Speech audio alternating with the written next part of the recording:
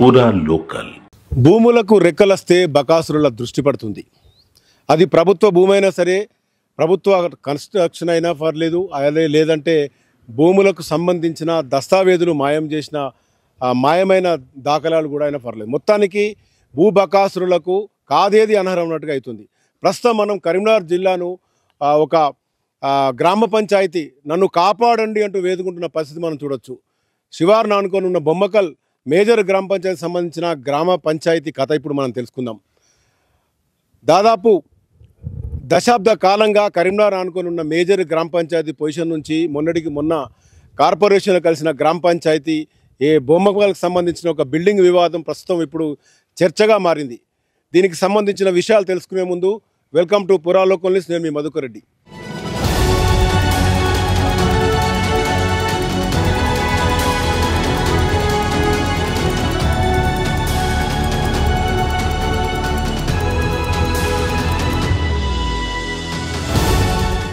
ప్రస్తుతం మనము బొమ్మకాలకు సంబంధించిన గ్రామ పంచాయతీ భవనం ముందున్నాం. ఇది నిర్మాణంలోనే మధ్యలోనే ఆగిపోయిన పరిస్థితి. అయితే దీనికి చాలా చరిత్రగా చెప్పుకోవచ్చు. మొత్తానికి ఈ బిల్డింగు, ఈ భూమికి సంబంధించిన గ్యామ్లింగ్ జరగడానికి చాలా వ్యయప్రయాసాలు పడుతున్న వ్యక్తులు చాలామంది ఉన్నారు.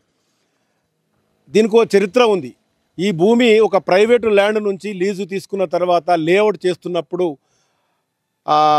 ఏదైతే రియల్టర్ ఉన్నాడో రహీం పాషా, హైదరాబాద్కు చెందిన రహీం పాషా ఇక్కడ పూర్తిగా ప్లాటింగ్ చేయడం జరిగింది. ప్లాటింగ్ సందర్భంగా సదరు గ్రామ సర్పంచ్ పురమల శ్రీనివాస్ను సంప్రదించడం జరిగింది. అయితే ఎక్కడైనా లేఅవుట్ జరుగుతున్నప్పుడు చాలా ఇచ్చుకోవడాలు పుచ్చుకోవడాలు జరుగుతాయి. అయితే ఈ నేపథ్యంలో గ్రామ సర్పంచ్ పురమల శ్రీనుకు మాత్రం ఇక్కడ ఒక గ్రామ పంచాయతీ కట్టాలి, దానికి సంబంధించిన నియమ నిబంధనలు పాటించి నియమ నిబంధనల ప్రకారం తమకు అక్కడ కొంచెం ప్లేస్ ఇవ్వాల్సిందిగా కోరడం జరిగింది. ఈ మేరకు మన చేతిలో అగ్రిమెంట్ చూడొచ్చు. సదర్ రహీం పాషా గ్రామ పంచాయతీకి అగ్రిమెంట్ చేస్తూ దాదాపు 6 గుంటల భూమి ఇస్తానని ఒప్పుకోవడం జరిగింది. ఈ భూమి ఇచ్చిన తర్వాతనే లేఅవుట్ ప్రక్రియ మొదలైంది. ఇక్కడ సంబంధించి ఇక్కడ గ్రామ పంచాయతీ కడుతున్నారని ఏదైతే ఉందో ఈ చూపెడుతూనే ఇక్కడ మనం క్యాటలాగ్లో చూడొచ్చు గ్రామ పంచాయతీని పొందుపరచడం జరిగింది. ఈ క్యాటలాగ్లో గ్రామ పంచాయతీని చూపెడుతూ లేఅవుట్ చేసిన లేఅవుట్ ఇది. ఇదంతా మనం చెప్పుకోవాల్సిన పరిస్థితి ఏంటంటే దీని వెనుక చాలా చరిత్ర జరిగింది.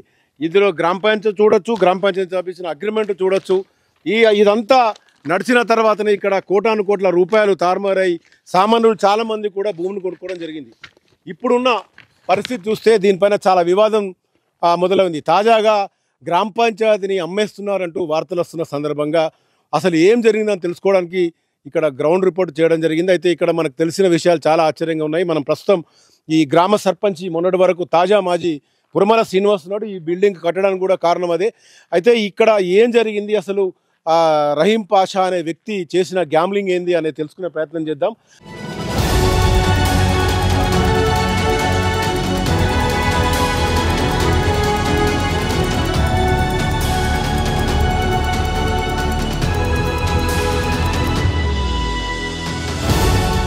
ఈ లేఅవుట్ ఎలా తయారైంది, అసలు ఈ భూమి ఎలాగ వచ్చింది, ఇవన్నీ తెలుసుకున్నాం. అసలు ప్రస్తుతం ఈ గ్రామ పంచాయతీ ఎవరిది అనేది కూడా అర్థం కాని పరిస్థితిని సార్ తెలుసుకున్నాం. సార్ చెప్పండి, ఈ లేఅవుట్కి సంబంధించి గ్రామ పంచాయతీ నిబంధనల ప్రకారం మీకు అగ్రిమెంట్లో చూపెట్టినట్టుగా మీకు భూమి ఇచ్చాడు సదరు రియల్టర్. ఇప్పుడు ఏం జరిగింది? అప్పుడు 2019 సంవత్సరంలో ముస్కాన్ డెవలపర్స్ రహీం పాషా అనే వ్యక్తి ఇక్కడ వచ్చి 17A పట్టాదారులకు వెళ్ళి 84 గుంటలు కొనుగోలు చేసి దాన్ని లేఅవుట్గా విభజించే ప్లాట్గా కేటాయించి సదురు చేస్తున్న తరుణంలో గ్రామ పంచాయతీ సిబ్బంది మరియు సెక్రటరీ గారితో ఒకసారి వచ్చి వారికి ఇలా చేయడం కాదు, ఇది గ్రామ పంచాయతీ నిబంధనల క్రమం మాత్రమే మీరు చేయాలి, ఇట్లా చేస్తే బాగుండదు, మీకే ఇబ్బందికరంగా అవుతుంది, ఒకవేళ గ్రామ పంచాయతీ నిబంధనల క్రమం చేస్తే మీకు కూడా అమ్ముకుంటే 10 రూపాయలు ఎక్కువ రావడానికి అవకాశం ఉంటుంది, వాళ్ళకి సూచనలు ఇవ్వడం జరిగింది. అయినప్పటికీ కూడా ఆయన కొంచెం చేనబట్టకుండా మళ్ళీ అదే పనిగా ప్రారంభించిండు. దాన్ని పరిగణలోకి తీసుకొని ఒకసారి వచ్చి కన్నీళ్ళన్నీ తీసివేసిన తర్వాత ఆ రహీం పాషా ముస్కాన్ డెవలపర్స్ అనే వ్యక్తి గ్రామ పంచాయతీ సంప్రదించి మరి ఏం చేస్తే బాగుంటుందంటే మేము ఒకటే నిర్ణయించుకున్నాం, ఈ గ్రామ పంచాయతీ చిన్న భవనం ఉంది మనకు, దానికి గాను ఇక్కడ మిడిల్ ఉంటే బాగుంటుంది, పెద్ద రోడ్డుకు ఉంటుంది, మీరు గ్రామ పంచాయతీ భవనానికి నిర్మించుకోవడానికి స్థలం కేటాయించుర్రి, చేస్తే మీరు లేఅవుట్ చేసుకోవడానికి మేము అవకాశాలు కల్పిస్తామని ఆనాడు చెప్పడం జరిగింది. దీని ప్రకారం మీరు ల్యాండ్ తీసుకోవడం జరిగింది, ఆయన ల్యాండ్ కేటాయించడం జరిగింది, భవనం కూడా దాదాపు 3 అంతస్తులు పడింది, గ్రాండ్గా ఓపెన్ చేయడం కూడా జరిగింది. అప్పుడు గత ప్రభుత్వంలో మీరు చెప్తున్న ప్రకారం అయితే మంత్రిగా ఉన్న గంగుల కమలాకర్ వచ్చి ముగ్గు వేయడం జరిగింది శంకుస్థాపనకు సంబంధించి. ఈరోజు కాంగ్రెస్ గవర్నమెంట్ వచ్చిన తర్వాత దీన్ని ప్రారంభించారు కూడా. అయితే ఇప్పుడు దీన్ని అమ్మేస్తున్నారు అంటారు. ఎందుకు అమ్మేస్తున్నారు? అమ్మేసే ఆలోచన యోచన ఎవరు చేసినా వాళ్ళు శిక్షార్హులు అవుతారు, చట్టపరంగా వాళ్ళు నేరస్తులు అవుతారు. ఇది ప్రభుత్వ స్థలం, ప్రభుత్వానికి కేటాయించబడినది. ఇందులో ప్రభుత్వ భవనం కడుతున్నారు. ప్రభుత్వ భవనం అంటే ప్రజల సొమ్ము. దానికి గాను గ్రామ పంచాయతీ కేటాయించిన స్థలాన్ని గ్రామ పంచాయతీకి సంబంధించిన నిధులతోటి ఇక్కడ భవనం నిర్మించడం జరిగింది. ఆ చేస్తున్న తరుణంలో మామూలు గంటలు ఇప్పటి వరకు ఇది ఏ ఇంజనీరింగ్ తోటి మీరు వాల్యుయేషన్ తీసుకున్న 50 లక్షల కన్స్ట్రక్షన్ చేయడం జరిగింది. ఎందుకంటే ఆ చిన్న గ్రామ పంచాయతీ వదిలి పెద్ద గ్రామ పంచాయతీగా చేసి ఇక్కడ ప్రజలకు అందుబాటులో ఉండి ప్రజలకు వెసులుబాటుగా ఉండాలని ఒక తపనతోటి అప్పుడు ఒక మంచి ఆకాంక్షతోటి ఇక్కడ నిర్మించడానికి మేము పూనుకున్నాం.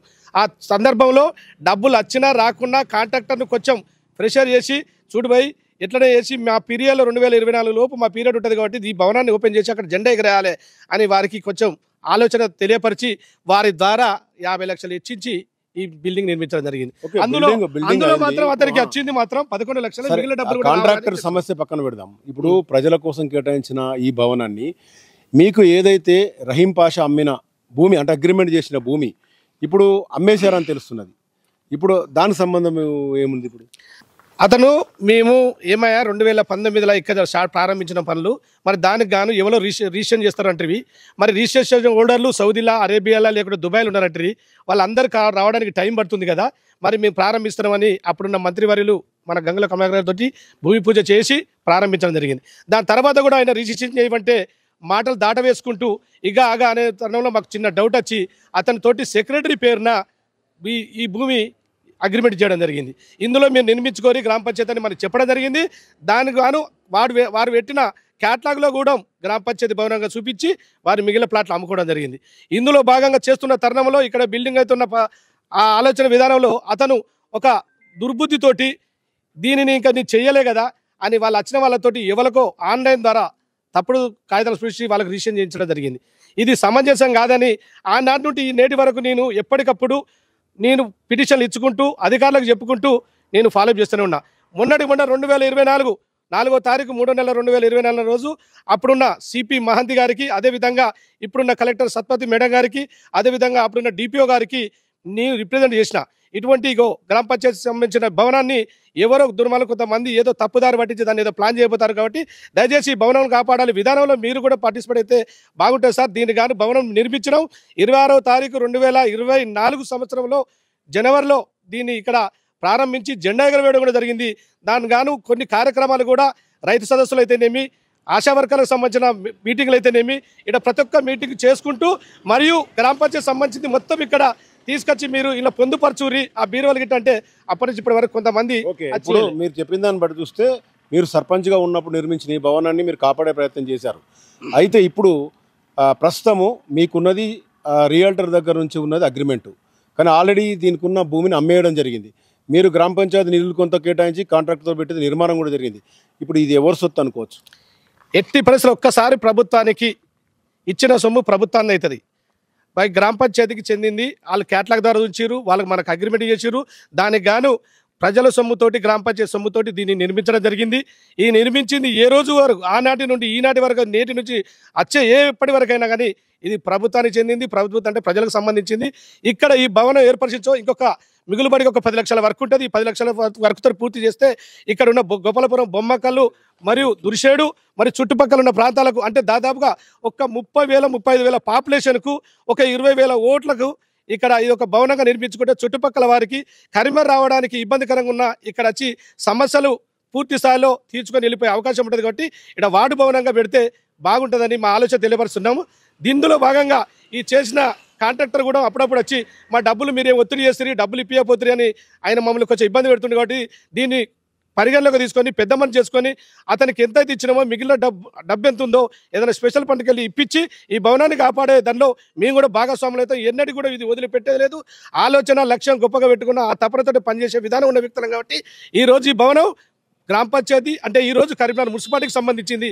దీన్ని కాపాడేదానిలో మా వంతు కర్తవ్య బాధ్యత పూర్తి స్థాయిలో నిర్వర్తించి ఈ భవనాన్ని ఎప్పటికైనా కాపాడుకుంటామని తెలియపరుస్తున్నాం.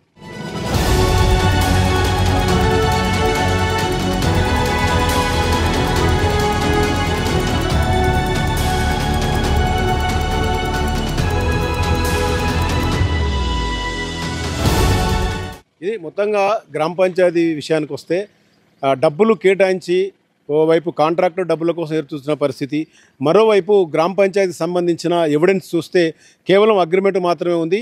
దీనికి సంబంధించిన ప్లాటును రియల్టర్ రహీం పాషా వేరే వాళ్లకు అమ్మేయడం జరిగింది.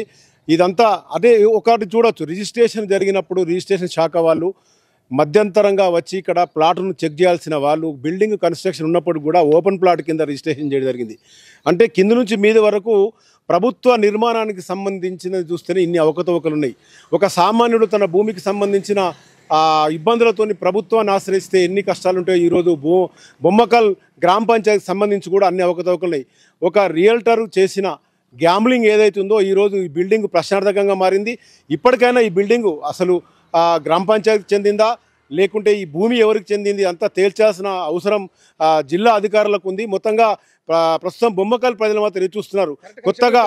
కొత్తగా అవుతున్న ఈ నిర్మాణము తమ గ్రామానికి చెందుతుందా లేకుంటే ప్రైవేటు వ్యక్తులకు అమ్మి వేయడం జరిగిందనే ఒక ఆలోచన చూడాలి. రానున్న రోజుల్లో ఈ బిల్డింగ్కి సంబంధించిన సమస్య ఎలా సాల్వ్ అవుతుందో చూస్తూనే ఉండండి పూరా లోకల్ న్యూస్.